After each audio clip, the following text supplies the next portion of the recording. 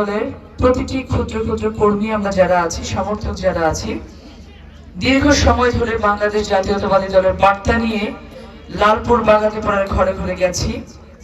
যদিও আমাদের আনুষ্ঠানিক প্রচারণা শুরু হয়েছে 22 তারিখ থেকে, কিন্তু বিগত 1 বছরের অধিক সময় ধরে যখন থেকে আমরা বুঝতে পেরেছি যে বাংলাদেশে একটি নির্বাচন হতে যাচ্ছে, বহু ষড়যন্ত্র করার চেষ্টা করা হয়েছে যেন বাংলাদেশে নির্বাচন না হয়, বহু বাতাস দেয়া হয়েছে যেন বাংলাদেশে নির্বাচন না হয়, গণতন্ত্রের যাত্রা শুরু না হয়।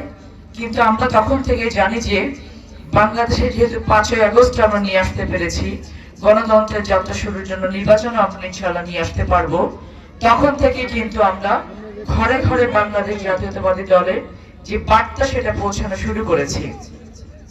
আনুষ্ঠানিক প্রচারণা 22 তারিখ থেকে শুরু করার পর থেকে আমরা যেটা দেখেছি যে দীর্ঘ 1 বছর ধরে নির্বাচনের যেই অনানুষ্ঠানিক প্রচারণা চলেছিল এবং বাংলাদেশ জাতীয়তাবাদী দলের যত সকল এজেন্ডা আছে, যে সকল ইশতেহারগুলো আছে, আমরা দেশকে নিয়ে কি করতে চাই, মানুষকে নিয়ে কি করতে চাই, 31 দফায় কি আছে, এই বিষয়গুলো গত 1 বছর ধরে কিন্তু, এবং 5ই আগস্টের আগ থেকে 31 দফার বিভিন্ন বার্তা নিয়ে আমরা বিভিন্ন বিভাগে গেছি।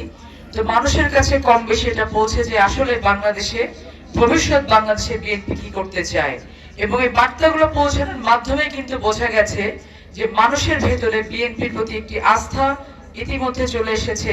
এবং 22 তারিখের পর থেকে রীতিমতো পুরো বাংলাদেশ জুড়ে কিন্তু ধানের শীষের একটি জোয়ার চলে এসেছে, এবং এই ধানের শীষের জোয়ার বন্ধ করার কোনো ক্ষমতা কারণ নাই, সেটা কিন্তু সবাই আমরা জিনিসটা বুঝতে পারছি কিনা বলেন। আমরা যারা রাজনীতি করি, রাজনীতিবিদ, আমরা কেউ কিন্তু আমাদেরকে জোর করে রাজনীতি করাতে আসে না, আমরা মনের টানে রাজনীতি করতে আসি, ঠিক কিনা বলেন। আমরা কিন্তু কেউ আমাদেরকে মাথায় দিব্যি দেয় না যে আপনি রাজনীতি না করলে কিন্তু রাজনীতি হবে না, এবং রাজনীতিতে কিন্তু কোনো শূন্য স্থান থাকে না। প্রকৃতি কিন্তু রাজনীতিতে প্রত্যেকটি শূন্য স্থান পূরণ করে দেন। বাংলাদেশের সব থেকে ক্রান্তিকাল চলছে, এবং বাংলাদেশের ক্রান্তিকাল মানে প্রতিটি জনগণের ক্রান্তিকাল। সব থেকে দুঃসময়ে বিগত 17-18 বছরে বাংলাদেশকে সেক্টর ওয়াইজ ভেঙে ফেলা হয়েছে। প্রতিটি সেক্টরকে অত্যন্ত পরিকল্পিতভাবে ধ্বংস করা হয়েছে। শিক্ষা ব্যবস্থাকে ধ্বংস করা হয়েছে, জুডিশিয়ারিকে, আইন ব্যবস্থাকে ধ্বংস করা হয়েছে, সচিবালয়কে ধ্বংস করা হয়েছে, ব্যবসা বাণিজ্যকে ধ্বংস করা হয়েছে, বেকারত্বকে উপরের দিকে তুলতে তুলতে এমন জায়গায় তুলে নিয়ে যাওয়া হয়েছে যে বেকার যুবকদের মাদকের দিকে ঝুঁকতে হচ্ছে, অকাজের দিকে ঝুঁকতে হচ্ছে, দুর্নীতিতে চ্যাম্পিয়নের উপরে চ্যাম্পিয়ন হয়েছে, আমাদের ব্যাংক খাত সব নিঃশেষ হয়ে গেছে, বাংলাদেশের টাকা পাচার হতে হতে অর্থনীতি শেষ হয়ে গেছে। এমন একটি ভঙ্গুর দশায় বিগত কতগুলো বছর ধরে বাংলাদেশ জাতীয়তাবাদী দলের একজন ক্ষুদ্র কর্মী আমরা দিন রাত পরিশ্রম করে যাচ্ছি, অক্লান্ত পরিশ্রম করে যাচ্ছি, কি করে বাংলাদেশের মাটিটাকে শক্ত করে আমরা আবার নতুন করে সেখানে দাঁড়াতে পারি, ঠিক কিনা বলেন। অথচ আজকে যখন এই মাফিয়া তন্ত্রের বিদায় হয়ে গেছে এবং আমরা একটু একটু করে একটা ইমারত তৈরির জন্য একটা একটা করে ইট গাঁথা শুরু করেছি, যে বাংলাদেশে আবার গণতন্ত্রের যাত্রা আমাদেরকে শুরু করতে হবে, বাংলাদেশের মা বোনের ইজ্জত নিয়ে আবার আমাদেরকে ফিরে আসতে হবে, বাংলাদেশকে একটি মানবিক বাংলাদেশ করতে হবে, বাংলাদেশকে একটি গণতান্ত্রিক বাংলাদেশ করতে হবে।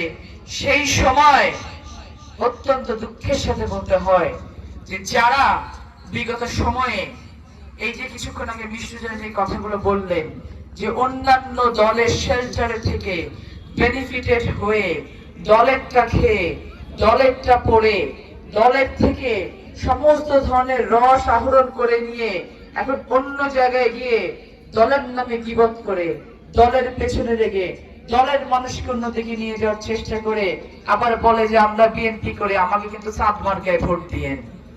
এইসব মানুষকে কি বলতে হয়? আমার মাঝে মাঝে প্রশ্ন করতে ইচ্ছে করে, আয়নার সামনে যখন গিয়ে দাঁড়াবেন, অথবা আপনার সন্তানরা যখন আপনাকে জিজ্ঞেস করবে যে 2026 সালে কোন মার্কায় ভোট দিয়েছিলেন, কোন মুখে বলবেন যে আমরা ধানের শীষে ভোট দেই নাই, আবার বলেন আমরা বিএনপি করি। আরে বাবা, বাংলাদেশের জন্মলগ্ন থেকে যতগুলো মুক্তিযোদ্ধা বাংলাদেশ জাতীয়তাবাদী দলে আছে, অতগুলো মুক্তিযোদ্ধা আর কোনো বাংলাদেশের দলে নাই। আজকে 1971 সাল থেকে শুরু করে 1924 সাল বাংলাদেশকে স্বাধীন করা হয়েছে। 24 সাল থেকে নতুন করে আমরা আবার স্বপ্ন দেখছি একটি গণতান্ত্রিক রাষ্ট্রের, গণতান্ত্রিক ব্যবস্থায়, যেখানে আমরা প্রত্যেকে বলতে পারবো এটা আমাদের বাংলাদেশ। সেই জায়গায় আপনারা একসাথে দাঁড়িয়ে ইমারত তৈরির জন্য একটি একটি ইট গাঁথা বাদ দিয়ে আপনারা ইট ভাঙার চেষ্টা করতেছেন। বাংলাদেশের মানুষ এত বোকা না রে বাবা, এত বোকা না। লালপুর বাগাতি পাড়ার মানুষ তো আরো না। সভা হবে ব্যালটের মাধ্যমে আগামী 12 তারিখে ইনশাআল্লাহ। ভোট দেব কিসে? ভোট দেব কিসে? তারুণ্যের প্রথম ভোট, তারুণ্যের প্রথম ভোট, তোমার আমার মার্কা। ভোট দেব কিসে? ভোট দেব কিসে? আওয়াজটা কি শুনতে পাইছেন আপনারা? ধানের শীষে কোনো চিটা নাই, কিন্তু সব উড়ে গেছে। আগামী 12 তারিখ বিজয় হবে বাংলাদেশের, 12 তারিখ বিজয় হবে ধানের শীষের। বাংলাদেশে বিজয় হবে হচ্ছে ফজলুর রহমান পটলের, ফজলুর সাহেবের পুতুলের, ইনশাআল্লাহ। এই বিজয় ঠেকানোর মতো কোনো বান্দা লালপুর বাগাতি পাড়াতে তৈরি হয় না। ভোট চান মানুষের কাছে গিয়ে, মানুষকে কি দিতে পারবেন সেই কথা বলেন। কার বাড়ি কোন জায়গায় এটা নিয়ে আপনার কেন এত মাথা ব্যথা?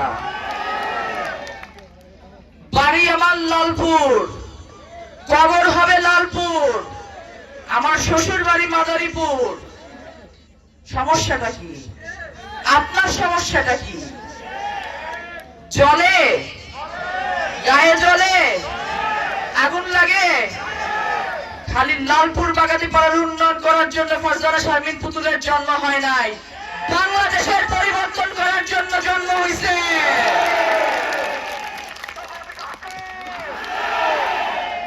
মনে করার কোনো কারণ নাই,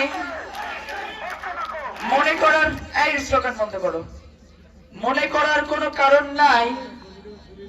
রাজনীতিতে ষড়যন্ত্র শেষ হয়ে যায় না, প্রতিটি স্টেপে থাকে ষড়যন্ত্র।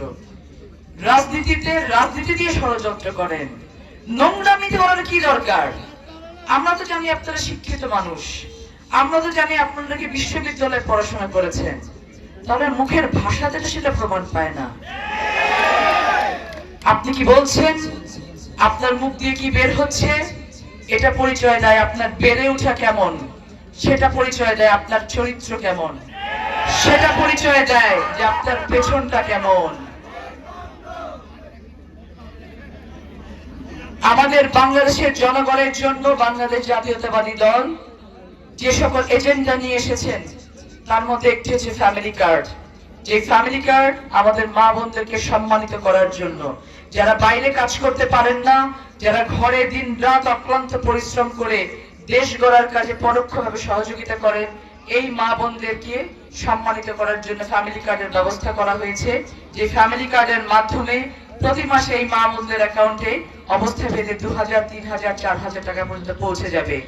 বাংলাদেশে স্বাস্থ্যকর্মী নিয়োগ হবে যার 80% উপরে থাকবে মহিলা, যারা স্বাস্থ্যকর্মী হিসেবে গ্রামে গ্রামে ঘরে ঘরে যে স্বাস্থ্য সচেতনতা বৃদ্ধি করবে, যাতে করে নারীদেরকে অগ্রগামী করা হবে, অর্থনৈতিকভাবে স্বাবলম্বী করা হবে, এবং সেই সাথে যেন বাংলাদেশে অসুস্থের পরিমাণ যদি কমিয়ে নিয়ে আসা যায়, তাহলে কিন্তু আমরা বিনামূল্যে স্বাস্থ্য সেবা দিতে পারবো। একটি অনেক বড় প্ল্যান নিয়ে আমরা যেখানে আগাচ্ছি, নারীদেরকে এগিয়ে নিয়ে যাওয়ার জন্য যেখানে চেষ্টা করছি, পরিকল্পনা করছি, নারী স্বাধীনতাকে যেখানে আমরা নিজেদের ইমানি দায়িত্ব মনে করছি, সেইখানে একদল আছে কর্ম সময় 8 ঘন্টা কমায় একবার 5 ঘন্টা করে, আবার আরেক সময় বলে নারী নাকি বাইরে বার হওয়াই হারাম। কোন দেশে বাস করা শুরু করলো আমরা বুঝি না। যে বাংলাদেশের অর্ধেক জনসংখ্যা হচ্ছে নারী, সেই বাংলাদেশের তারা পিছিয়ে থাকে কি করে? সেই বাংলাদেশ আগাবে আমাকে বলেন আপনারা। আজকে এই নারীদেরকে ঘরে আটকে রাখার জন্য পায়তারা শুরু হয়েছে। আবার বলে কি কর্মক্ষম, কি বাজে ধরনের মন্তব্য করা হয়েছে ফেসবুকে, আপনারা দেখেছেন কিনা টুইটারে, যে কর্মক্ষম নারীদেরকে যেইভাবে অসম্মানিত করে লেখালেখি করা হয়েছে, বাংলাদেশের সকল নারী এর জবাব দিবে 12 তারিখে ইনশাআল্লাহ। নারীদেরকে অসম্মানিত করে এই লালপুর বাগাতিপাড়ার মাটিতে আর একবার যে একটি শব্দ উচ্চারণ করবে, আমি বলে দিচ্ছি, আমার মা বোনের ইজ্জত নিয়ে খেলার চেষ্টা আপনারা করবেন না। এটার জবাব কিন্তু আপনাদেরকে দিতে হবে 12 তারিখের পরে। আপনারা যদি মনে করে থাকেন আমাদের যে ভদ্রতা, আমাদের যে শালীনতা, আমাদের যে মৌনতা, এটাকে আপনারা যে দুর্বলতা মনে করে থাকেন, তাহলে কিন্তু আপনারা আমাদেরকে আন্ডার এস্টিমেট করতেছেন। Don't under estimate the power of common people. আপনাদেরকে মাথায় রাখতে হবে, জনগণ যদি ফুঁসে ওঠে তাইলে কিন্তু 5ই আগস্ট হয় বাংলাদেশে। আজকে লালপুর বাগাতিপাড়ার মাটিতে ধানের শীষের কর্মীকে হুমকি দিচ্ছেন। লালপুর বাগাতিপাড়ার মাটিতে যার হৃদয়ে ধানের শীষ আছে তাকে বলতেছেন ধানের শীষে ভোট দেওয়া যাবে না। চোখটা বন্ধ করে একবার চিন্তা করে দেখেন, এই ধানের শীষ যদি ফুটে উঠে তাহলে পালানোর কোনো জায়গা পাবেন নাকি আপনারা? নির্বাচন করতে আসছেন, নির্বাচন করেন, মানুষের দ্বারে দ্বারে যান, ভোট চান, কি সুযোগ সুবিধা দিবেন সেই কথা বলেন। অযথা এমন কোন বিষয় নিয়ে নাড়াচাড়া করবেন না যেটা আপনারা কতটা হিরো মানুষ, কতটা নিম্ন শ্রেণীর মানুষ সেটা প্রকাশ পায়। আমরা দেশের জন্য কাজ করতে চাই, দলের জন্য কাজ করতে চাই, মানুষের জন্য কাজ করতে চাই। লালপুর বাগাতিপাড়ার মাটি হচ্ছে আমার মাটি। লালপুর বাগাতিপাড়ার প্রতিটা ইঞ্চি মাটিতে আমার বাবার যেমন পদধূলি আছে, আমি গত 10 বছরে প্রতিটি ইঞ্চিতে না হলেও প্রত্যেকটা পাড়া মহল্লায় একবার করে হলেও আমার পদধূলি গেছে সেখানে। লালপুর বাগাতিপাড়ার সকল স্তরের জনগণকে সেই আশ্বাস দিতে হবে, সেভাবে আশ্বস্ত করতে হবে বাংলাদেশ জাতীয়তাবাদী দলের কাছে আপনারা প্রত্যেকে নিরাপদ। দল মত নির্বিশেষে হিন্দু, মুসলমান, বৌদ্ধ, খ্রিস্টান প্রত্যেকে আমরা কেবলমাত্র বাংলাদেশী হিসেবে লালপুর বাগাতিপাড়াতে একটি নিরাপদ লালপুর বাগাতিপাড়াতে আমরা থাকতে চাই, বসবাস করতে চাই। আমরা আমাদের সন্তানদের জন্য যোগ্যতা থাকে আছে মানে তাদের জন্য চাকরি ব্যবস্থা করতে চাই। মা বোনদের ইজ্জতকে নিয়ে আমরা খেলতে দিব না কোনো কাউকে, এটা আমরা দায়িত্বহীন কণ্ঠে বলতে চাই। আমাদের সন্তানদের নিরাপদ বেড়ে ওঠার জন্য আমরা পরিবেশ করতে চাই। আমাদের যারা কৃষকরা আছেন, এই কৃষক বাবাদের জন্য আগামী 13 তারিখ থেকে আল্লাহ যদি চান, বিএনপি যদি ক্ষমতায় যায়, প্রত্যেকটা কৃষকের জন্য 10,000 টাকা পর্যন্ত যাদের কৃষি ঋণ আছে সকল কিছু মওকুফ করে দেওয়া হবে ইনশাআল্লাহ। কৃষি কার্ডের মাধ্যমে আমরা ঋণের সুবিধা পাবো, বীমা করার সুবিধা পাবো, আমরা আমাদের কৃষি সামগ্রী নিজের ফসল বাজারে নিজে বিক্রি করতে পারবো, সুলভ মূল্যে আমরা সেচের সুবিধা পাবো, বীজ পাবো, সার পাবো। এই যে আমাদের বিভিন্ন ধরনের কার্ড আছে, বিধবা ভাতা কার্ড, বয়স্ক ভাতা কার্ড, গর্ভবতী ভাতা কার্ড, একে তো কার্ড পাই নাই গত 17 বছরে, আবার কার্ড দিতে গেলে বলে 5,000 করে টাকা দাও, বলে কিনা মা? এরপর যখন কার্ড হাতে নিয়ে কেউ পয়সা চাইতে যাবে বলবেন 1 মিনিট দাঁড়ান, বলবেন আমাকে পিটিকে একটা ফোন লাগাচ্ছি, কোন বেটা তুমি টাকা চাইতে আসছো আমি দেখি, বলতে পারবেন না মা?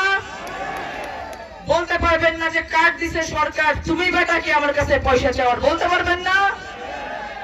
যে কোনো অন্যায়ের বিরুদ্ধে আমাদেরকে আওয়াজ তুলতে হবে, যে কোনো অন্যায়ের বিরুদ্ধে। হতে পারে একজন মানুষকে আমি ব্যক্তিগতভাবে নাই পছন্দ করতে পারি, কিন্তু যদি আমি দেখি যে তার সাথে অন্যায় হচ্ছে আমাকে আওয়াজ তুলতে হবে, সেটাই হবে হচ্ছে আমাদের ভবিষ্যৎ বাংলাদেশ। যেই বাংলাদেশে হিংসা, বিদ্বেষ এবং ঘৃণাকে ইনজেক্ট করা হয়েছে, মানুষের হৃদয়ে ঢুকিয়ে দেওয়া হয়েছে, সেই বাংলাদেশে আমরা ভালোবাসা ছড়িয়ে একটি নতুন বাংলাদেশ গড়তে চাই। পারবো না আমরা? আমাদেরকে পারতে হবে, কারণ আমাদের নেতা হচ্ছেন তারেক রহমান, কারণ আমাদের প্রতিষ্ঠাতা হচ্ছেন শহীদ প্রেসিডেন্ট জিয়াউর রহমান, এবং আমাদের মাতা ছিলেন দেশনেত্রী বেগম খালেদা জিয়া।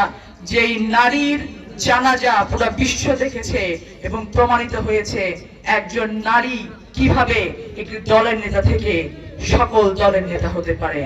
আসুন আমরা সকলে মিলে একত্রিত হয়ে ধানের শীষে ভোট দিয়ে ধানের শীষকে জয়যুক্ত করি আগামী 12 তারিখে, এবং উন্নত লালপুর বাগাতিপাড়া গড়ি। একটা স্লোগান দিয়ে শেষ করব, ভোট দিব কিসে?